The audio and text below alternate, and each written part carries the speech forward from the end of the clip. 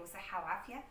النهاردة أنا جاية لكم بفيديو جديد وفكرة جديدة ومختلفة زي ما تعودنا مع الكومي فاشن على كل حاجة جديدة إن شاء الله هنعملها مع بعض، ومشاريع ما اتنفذتش قبل كده في عالم الهاند ميد هننفذ مع بعض النهاردة في الفيديو. جيبة كروشيه بغرزة الزجزاج، جيبة صيفي جميلة جدا بألوان، يعني تناسق الألوان ده بقى حسب ذوقك وحسب رغبتك وحسب الألوان اللي انت بتميلي ان انت تجمعيها مع بعض.